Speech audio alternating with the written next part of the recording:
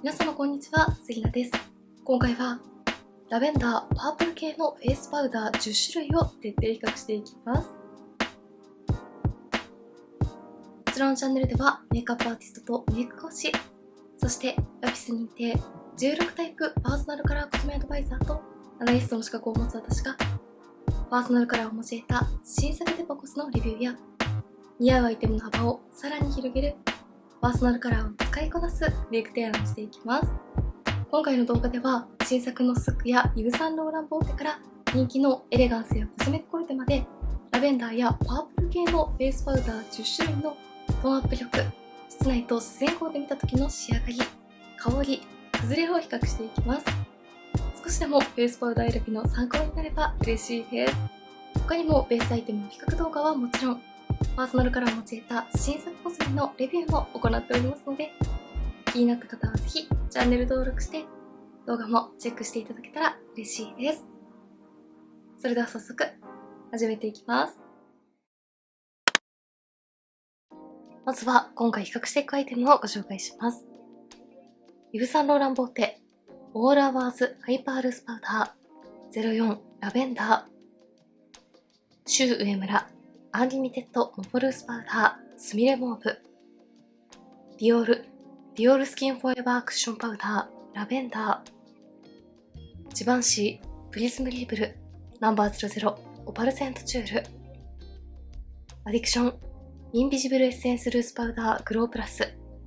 003ライラックグロー、コスメデコルテルースパウダー02ルーセントライラック、エレガンスラプードルオートニュアンス1、スックソフトマットセッティングパウダー、シュウエムラアンリミテッドルミマットセッティングジェルインパウダースミレモーブ、メイクアップフォーエバー HD スキンブレストパウダー 0.2。 10種類のパウダーの仕上がりを比較するとこんな感じです。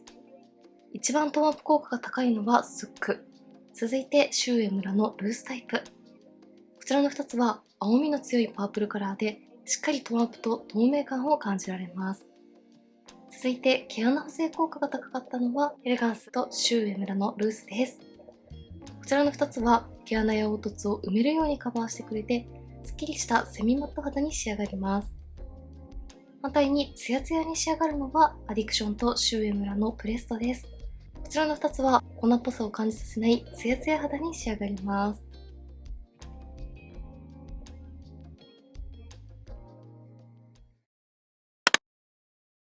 それでは10種類の中で粉質や仕上がりのイメージなどに共通点があった2つを半眼ずつに塗ってそれぞれの塗り心地、トーンアップ力などを比較していきたいと思います。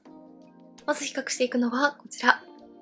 10種類の中でもサラサラでセミマット肌に仕上がるイヴ・サンローラン・ボーテとシュウエムラです。まずはこちら側半分にイヴ・サンローラン・ボーテを塗っていきます。今回は付属のアイテムを使って仕上げていきたいと思います。イヴ・サンローラン・ボーテにはこんな感じの厚みになるパフがセットされています。こちらはイヴ・サンローラン・ボーテの中でも特に崩れに強いオールアワーズシリーズから発売された最新のフェイスパウダーです。パフを使って軽く塗っていくとこんな感じで自然なトーンアップ感が出たのが分かりやすいと思います。ルースタイプなので軽やかな塗り心地ですが毛穴も綺麗にカバーしてくれますね。はい、まずはこちら側半分にイヴ・サンローラン・ボーテを塗ってみました。見た目だとこんな感じのかなりしっかり補正してくれそうなラベンダーカラーですが、パウダーの粒子がかなり細かいのと、付属のパフも小さめですが厚みがあってふわふわなので、パフを使って何とかしっかり塗り重ねても、パウダーなしの方と比較をしてもかなり自然な補正効果だなと思います。白っぽく明るくトーンアップするラベンダーではなく、肌の色は大きく変えずにラベンダー特有の柔らかい肌を演出してくれるようなタイプです。肌の明るさは変えたくないけれど柔らかい肌印象に仕上げたい方にかなりおすすめだなと思います。質感についてはこんな感じで軽やかなパウダーなので重さや厚みは出ていませんが、重ねていくと毛穴や凹凸をしっかりカバーしてくれる毛穴補正効果がありました。ファンデーションの余分な油分を抑えて毛穴や凹凸をフラットに整えたセミマット肌に仕上がっていますが、程よく透け感も残るので顔を動かすと頬の高い位置に自然な光を集めてくれます。重たいセミマットにならないところがすごく今っぽいなと思います。ただ肌表面はかなりサラサラに仕上がっているので、粉っぽくならないけれどサラサラになるパウダーをお探しの方にもおすすめです。香りも原料のような香りのみなので、苦手な方にも安心して使いやすいと思います。では反対側にシュウエムラを塗っていきます。シュウはこんな感じの少し硬めのパフがセットされています。シュウエムラはパウダーの粒子は細かいですが、パフが少し硬めなので、こんな感じで一塗りでもしっかり肌にパウダーが密着する感じがします。パウダーの補正感をお求めの方にぴったりですね。はい、こちら側にはシュウエムラを塗ってみました。反対側に塗っているイヴ・サンローランボーテと比較をすると、シュウエムラのトーンアップ力と補正力の高さがわかりやすいと思います。まず、それぞれのカラーにはこんな感じの違いがあって、イヴ・サンローランボーテはピンクに近いラベンダーなのに対して、シュウエムラはかなり青みの強いパープルに近いライラックカラーです。この色味の違いが肌の上でもしっかり出ていて、イヴ・サンローランボーテは肌のトーンを変えずに柔らかさを与えてくれるのに対して、シュウエムラは肌のトーンを明るくしながら透明感をよりしっかり演出してくれる感じがします。青みの強いカラーでしっかりトーンアップさせたいという方にとてもおすすめです。そして粉質についても結構違いがあって、イヴ・サンローランボーテの方がさらに微粒子で柔らかい印象。シュウエムラも微粒子ですが少し硬さがあるので肌にしっかり密着してくれます。柔らかく血色感をプラスしたいときはイヴ・サンローランボーテ。血色感を引いて透明感をアップさせたいときはシュウエムラがおすすめといったイメージです。近くで見るとこんな感じです。シュウエムラは付属のパフも固めなので、パウダーがよりしっかり肌に密着して、パウダーで毛穴凹凸をしっかり埋めるような補正感も感じられます。アップで比較するとこんな感じの違いです。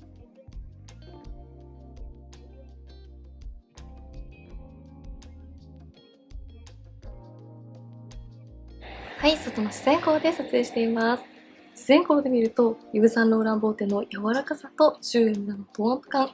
そして補正効果の違いもわかりやすいと思います。そして肌表面を触った感じも、イヴ・サンローランボーテもサラサラですが、シュウエムラはさらにサラサラ感が強いので、よりベタつきを抑えたいという方に特におすすめです。香りについてはシュウエムラも原料のような香りのみなので、こちらも安心して使っていただきやすいかなと思います。では、この状態のまま4時間ほどマスクで過ごして、それぞれの崩れの違いを比較していきます。はい、あれから約4時間ほどマスクのまま過ごしました。崩れについて見ていきたいと思います。マスクの中の肌はこんな感じです。まず、それぞれの色補正効果の持続力については、イヴ・サンローランボーテは肌の明るさは変えないようなナチュラルな補正感をそのまま持続してくれています。馴染んでいって補正感が薄まる感じがしないので、ナチュラルなまましっかり持続させたい方におすすめです。反対にシュウエムラは塗りたての時のトーンアップ感と補正感がかなり強かったからか、時間が経つと若干トーンアップ感は抑えられている印象です。それでも青みカラーでしっかり透明感は残っています。そしてそれぞれの崩れについてはこんな感じで、イヴ・サンローランボーテは小鼻の横や頬の広い範囲に若干テカリが出てきている感じは気になりますが、マスクの摩擦には強い印象です。そしてシュウエムラはこんな感じで、小鼻の横も最小限のテカリだけで抑えてくれていて、塗りたての時のようなサラサラ感と補正感をきれいに保ってくれるので、より皮脂崩れに強いタイプをお探しの方はシュウエムラがおすすめ。乾燥肌から普通肌の方まで幅広く使いやすいのはイヴ・サンローランボーテという印象です。アップで比較するとこんな感じの違いです。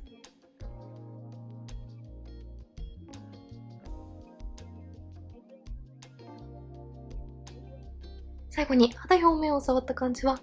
イヴ・サンローランボーテは見た目の通り、小鼻の横や頬の広い範囲に若干しっとりした保湿感が出てきています。シュウエムラは小鼻の横も全く皮脂が出ていなくて、かなりサラサラです。どちらも微細なパウダーで毛穴凹凸を感じさせないセミマット肌に仕上がるところは共通していましたが、かなり微細なパウダーで程よく素肌の透け感や軽やかさを残したい方、乾燥肌から普通肌まで季節問わずに使いやすい粉質をお探しの方、肌の明るさは変えずに自然に柔らかい肌印象に整えたい方はユーザーのラボテがおすすめ。微粒子だけれど程よい硬さのあるパウダーがしっかり肌に密着して毛穴や凹凸を埋めてすっきりしたセミマット肌に仕上げたい方、皮脂や汗をしっかりブロックしてサラサラの肌に仕上げたい方、青みの強いパープルカラーで血色感を抑えて透明感と肌トーンをアップさせたい方はシュウエムラがおすすめです。続いては滑らかで自然な肌に仕上げてくれるディオールとジバンシーを比較していきます。まずはこちら側にディオールを塗っていきます。ディオールはこんな感じでメッシュタイプのクッションの中にルースパウダーが入っているクッションパウダーというアイテムです。クッションタイプなのでパフにパウダーがつきすぎなくてパウダーの量を調整しやすいところが使いやすいポイントです。一塗りでもこんな感じで厚塗り感はないですが自然に肌にフィルターをかけたような仕上がりになります。はい、まずはこちら側半分にディオールを塗ってみました。ディオールはこんな感じのピンクに近い自然なラベンダーカラーなのでパフにとってしっかり塗り重ねても血色感を失ったり白浮きしすぎる感じはなくてかなり自然に肌を柔らかく整えてくれるような仕上がりです。首元と比較をしても白浮きしている感じはしませんが黄身は自然に抑えてくれます。粉質についてはこんな感じです。肌にスッと溶け込むように馴染みますが毛穴や凹凸にフィルターをかけたような滑らかな肌に整えてくれるところが特徴です。自然な透け感があってツヤも抑えすぎないのでサーダのような自然な肌に仕上げたい方におすすめなパウダーです。肌表面は適度にさらりとしていてつるんと滑らかに整っている印象です。香りはディオールフォーエバーシリーズ共通のフレグランスのようなフローラル系の香りがほんのりとする程度です。では反対側にジバンシーを塗って比較していきます。今回使用するのはこちらのラベンダー系の4色がセットされている00番のオパルセントチュールです。付属のパフで軽く置くようにのせていきます。ジバンシーのパウダーは番号によってカラーや質感が異なります。今回ご紹介しているラベンダーの00番は毛穴を埋めつつ磨いたような自然なツヤを出してくれるところが特徴的です。はい、こちら側にはジバンシーを塗ってみました。反対に塗っているディオールと比較をするとジバンシーの方が青みの強いラベンダーがセットされているので血色感を抑えて透明感とトーンアップする感じがよりわかりやすいと思います。ただジバンシーも首元と比較してもこのくらい自然なトーンアップ感なのでこちらも比較的肌のトーン問わず使いやすいパープル系パウダーだなと思います。近くで見るとこんな感じです。比較的粒子がしっかりしているパウダーなので毛穴や凹凸を埋めるように補正した上にさらにつるんとした自然なツヤが乗ってくれます。たっぷりの量を塗り重ねてもセミマットによる感じがしないのでパウダーをしっかりのせて肌補正をしながらツヤも失いたくないという方に使いやすいと思います。肌表面はパウダーでしっかり覆われている感じはしますがパサつくことなくつるんと滑らかに整っていきます。香りはフレグランスのような強めの香りがしっかりめに香ります。アップで比較するとこんな感じの違いです。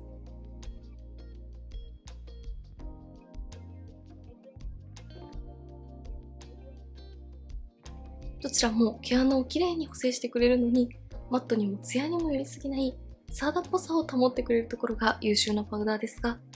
ピンクに近いラベンダーカラーで肌を柔らかく見せたい方やふんわりフィルターをかけたような肌に仕上げたい方はディオールがおすすめ。青みが強いラベンダーカラーでしっかり透明感を出しつつも白浮きしないパウダーをお探しの方、毛穴や凹凸を埋めるように補正しながらもつるんとした自然なツヤも保ちたいという方はジバンシーがおすすめです。はい、外の自然光で撮影しています。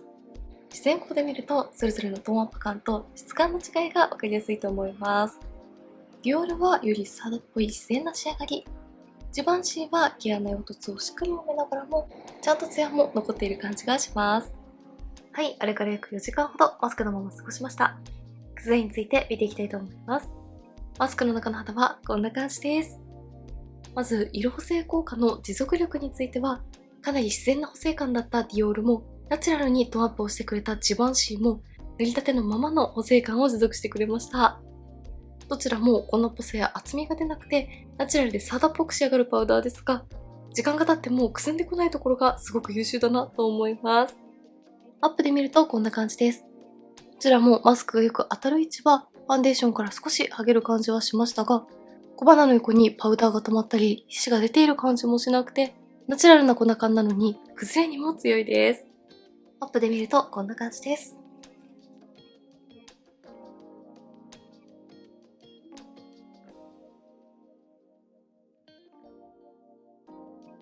肌表面を触った感じは、ディオールは小鼻の横や顔の中心に若干しっとり感が出ている印象。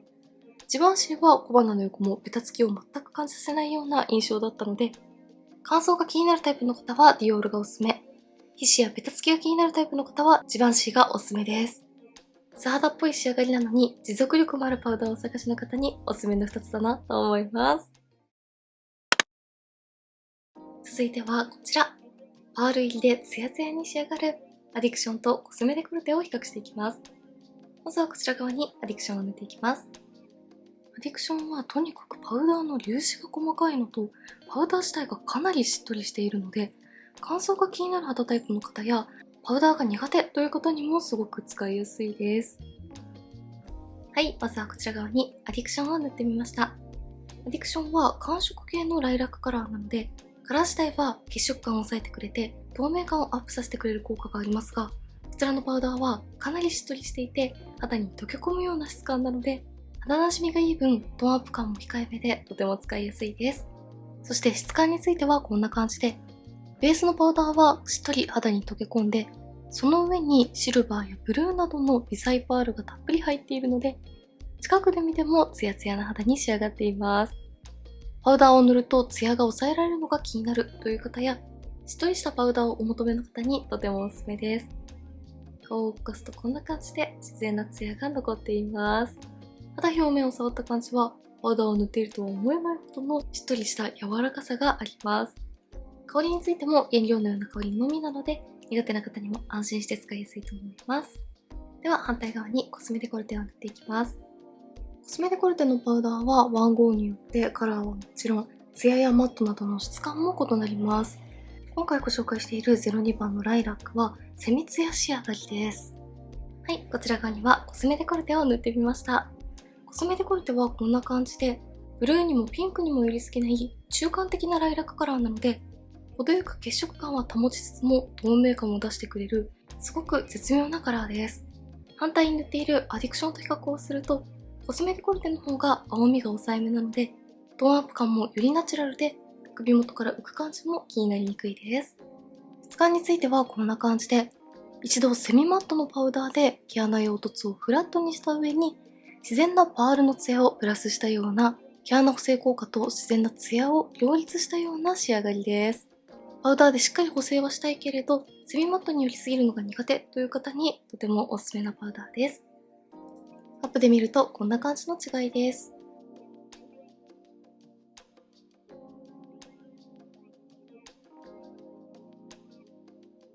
質感についてはパウダーがしっかり肌に乗って皮脂やベタつきを抑えてくれていますが、パサパサに乾燥するというほどではないので、幅広い肌タイプの方に使いやすいと思います。香りはフローラル系のスキンケアのような香りがほんのりとする程度です。はい、外の自然光で撮影しています。自然光で見るとアディクションのパール感とコスメデコルテの補正感の違いが分かりやすいと思います。青み系のラベンダーカラーでしっかり透明感を出してくれるけれど、肌なじみのいい粉質で白浮きしすぎない自然な補正感をお求めの方や、たっぷりのパールでツヤツヤな肌に仕上げたい方、乾燥が気になる時にも安心して使えるしっとりした粉質のものをお探しの方はアディクションがおすすめ。透明感と柔らかさのバランスを保った自然な補正感をお求めの方、毛穴をしっかり補正しつつセミマットに寄りすぎない自然な肌に仕上げたい方はコスメデコルテがおすすめです。はい、あれから約4時間ほどマスクのまま過ごしました。崩れについて見ていきたいと思います。マスクの中の肌はこんな感じです。それぞれの色補正効果の持続力について、まずアディクションは肌に溶け込むように馴染むしっとりした粉質でしたが、ちゃんとブルー寄りのパープルの透明感がしっかり残ってくれています。肌なじみはいいですが、色補正効果もちゃんと保ってくれるタイプです。そしてコスメデコルテは、こちらは塗りたてから色補正効果は抑えめだったので、塗りたてのナチュラルさがそのまま続いている感じがします。それでも着ぐすみしてくる感じは気にならないので、入れすぎ感なく自然な補正効果をそのまま持続させたいという方に使いやすいんじゃないかなと思います。崩れについてはこんな感じです。アディクションは塗りたてから粉感を一切感じさせないような、かなりしっとりしているタイプだったので、皮脂が気になる私の肌だと、小鼻の横や頬の中心に少しテカリが出てくる感じがしました。こちらは乾燥肌の方により使いやすいと思います。反対にコスメデコルテはこんな感じで、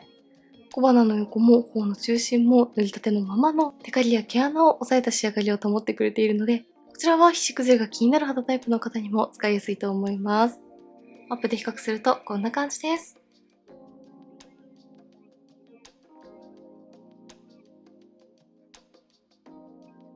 肌表面を触った感じは、アディクションは塗りたての時のしっとりした柔らかさを保っていて、コスメデコルテは小鼻の横に若干皮脂が出ている感じはしますが、頬の広い範囲などはサラサラに保っているので、肌タイプ問わず幅広い方に使いやすい印象です。続いて比較するのはこちら。ソフトマットに仕上がるプレストパウダーのエレガンスとスックです。まずはこちら側にエレガンスを塗っていきます。今回はラベンダーやパープルが多くセットされている一番のカラーを使用していきます。エレガンスのカラーによって質感が異なるパウダーです。今回使用している1番はセミマットに仕上がるタイプです。軽く塗るだけでもこんな感じで毛穴や凹凸をきれいに埋めて補正してくれます。はい、まずはこちら側半分にエレガンスを塗ってみました。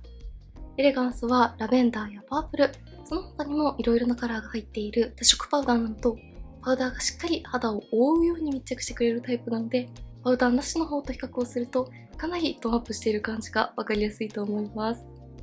首元と見てもこんな感じで、しっかり肌に明るさを出したい方におすすめです。ただ、ラベンダーやパープルは入っていますが、同時にグリーンやイエローなどの補正色も入っているので、肌トーンはアップしますが、特定の色に寄りすぎることがなく、自然なバランスのまま肌を明るくしてくれるような感じです。質感についてはこんな感じで、程よい厚みのあるパウダーが毛穴や凹凸をしっかり埋めながら覆って補正してくれるような高い毛穴カバー効果があります。毛穴レスな肌に仕上げたいという方にかなりおすすめです。パウダーがしっかり肌に密着するので、素肌の透け感を残さずに、すっきりとしたセミマット肌に仕上げてくれます。パウダーに高い補正感をお求めの方にとてもおすすめです。質感については肌表面はサラサラに仕上がっていますが、パウダーには適度なしっとり感があるので、水分や油分を吸着しすぎてしまうことがなく、幅広い肌タイプの方に使いやすいです。香りはスキンケアのような香りがほんのりとします。では反対側にはスックを塗っていきます。スックは付属のアイテムがブラシなので、こちらのブラシを使って塗っていきます。こちらは今年発売されたばかりのアイテムですが、すでに人気になっていますよね。ブラシで軽くのせるだけでもこんな感じで、ラベンダーのカラーでしっかりトーンアップしていきます。はい、こちら側にはスックを塗ってみました。スックはこんな感じで、結構青みがしっかりしているラベンダーカラーがそのまま肌に乗ってくれて、しっかりした透明感とトーンアップ感を感じられます。反対に塗っているエレガンスもかなり肌のトーンが明るくなった感じがしましたが、スックはエレガンスと同じくらいの明るさにプラスして、青みのラベンダーカラーがしっかり乗っているので、エレガンスよりもさらに透明感が出ている感じがわかりやすいと思います。首元と見るとこんな感じなので、こちらのパウダーはとにかく肌トーンをしっかりトーンアップさせたい方や、透明感を演出したいという方におすすめです。質感についてはこんな感じで、適度に厚みのあるパウダーで毛穴や凹凸を補正してくれますが、かなりしっとりしている粉質なので、付属のブラシで磨くようにつけると、滑らかなツヤも出てくれます。アップで比較するとこんな感じです。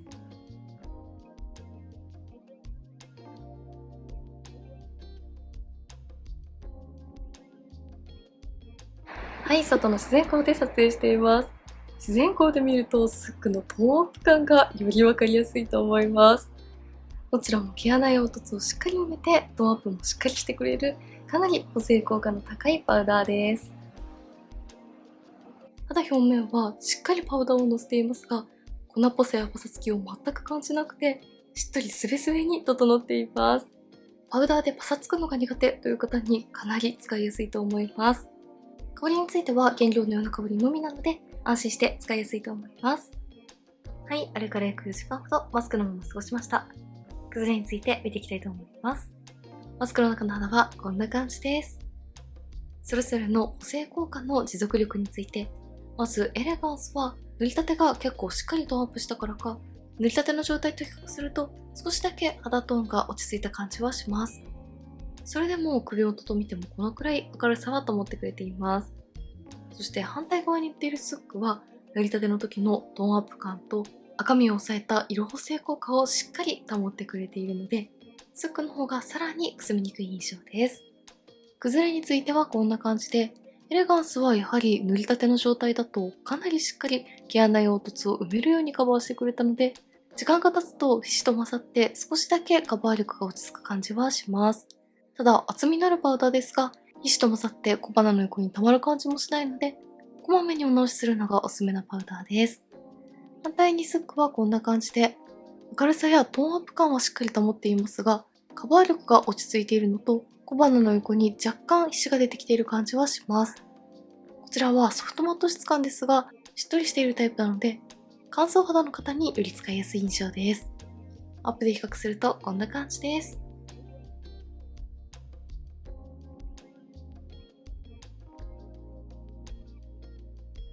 最後、肌表面を触った感じは、エレガンスは小鼻の横に若干皮脂が出てきている印象。スックは小鼻の横と頬の中心がしっとりしている感じがします。両方とも塗りたての状態のトーンアップ効果や補正感がかなり強めだったので、こちらの2つはプレストタイプなので、持ち運んでこまめにお直しをすると、塗りたての時のままをキープしてくれると思います。最後はこちら。パウダー感のない肌なじみ抜群の軽やかさが特徴的なシュウエムラとメイクアップファイバーです。まずはこちら側にシュウエムラを塗っていきます。こちらのパウダーにはパフやブラシはセットになっていないので、今回はローラメルシエのフェイスパウダーブラシを使って塗っていきます。シュウエムラは新感覚のジェルインパウダーで、しっかりブラシに取って塗ってもこんな感じで、ファンデーションのツヤが消えないところが最大の特徴です。はい、こちら側にシュウエムラを塗ってみました。カラーはこんな感じで、ピンクにもブルーにもより好きないバランスのいいラベンダーカラーなのと、こちらのパウダーは重ねても粉っぽさや厚みが出なくて、ファンデーションのツヤが消えないナチュラルさが特徴的なので、トーンアップ感や色補正もとても自然です。首元で隠してもこのくらいナチュラルなので、自然に透明感のあるツヤを演出したい方におすすめです。質感についてはこんな感じで、近くで見ても粉っぽさを全く感じさせないようなつるんとした滑らかさとツヤを感じられます。適度なパウダーの補正効果とツヤ感、どちらも残してくれるところが優秀なポイントです。肌表面を触った感じはつるんと滑らかに整っているので、粉っぽくなるのが苦手な方におすすめです。香りについてはすっきりとしたスキンケア系の香りがほんのりとする程度です。では反対側にメイクアップファイバーを塗っていきます。メイクアップフォーエバーもシウエムラと同様かなり軽やかな粉質ですが、こちらはしっとりしたパウダーが肌に自然に密着してフィルターをかけたような自然な補正感を与えてくれます。はい、こちら側にはメイクアップフォーエバーを塗ってみました。カラーは少しピンク寄りのラベンダーカラーなので、自然な色補正感だったシウエムラと比較をすると、メイクアップフォーエバーを塗っている方のふんわり柔らかさが出ている感じがわかりやすいと思います。ただこちらも首元と見てもこのくらい自然な補正感なので、肌トーン問わず自然に柔らかさを演出してくれるようなパウダーをお探しの方におすすめです。質感についてはこんな感じで、こちらも軽やかで粉っぽさや厚みは全く感じませんが、肌にフィルターをかけたようなかなり自然な補正効果を感じられます。ナチュラル感は残したいけれど毛穴補正もしたいという時にすごくおすすめです。アップで見るとこんな感じです。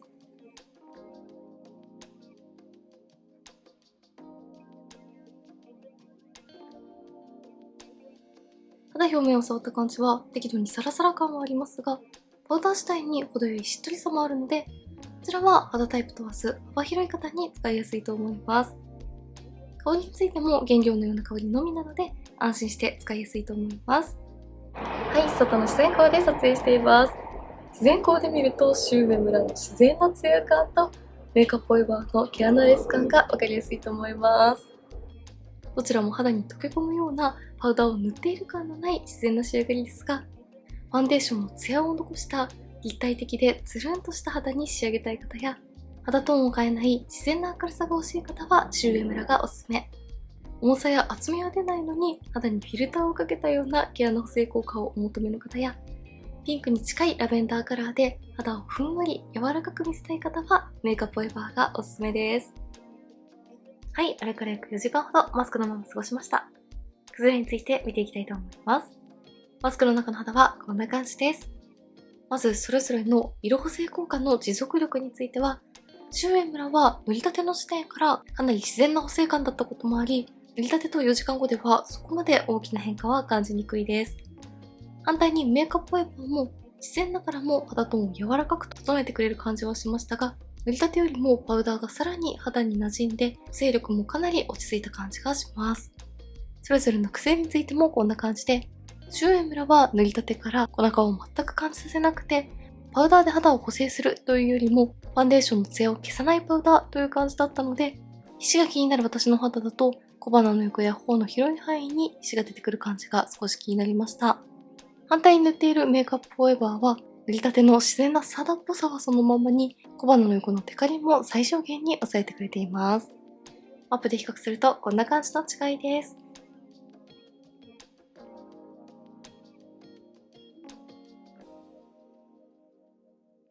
ただ肌表面を触った感じはどちらもパウダーの厚みが少なかったからか、小鼻の横や頬の広い範囲に油分っぽさが出ている感じはします。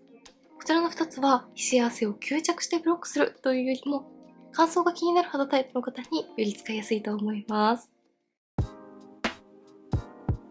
はい、ではこんな感じでパープル、ラベンダー系のフェイスパウダー10種類を徹底比較していきました。今回ご紹介した中で一番トーン効果が高かったのはスックでした。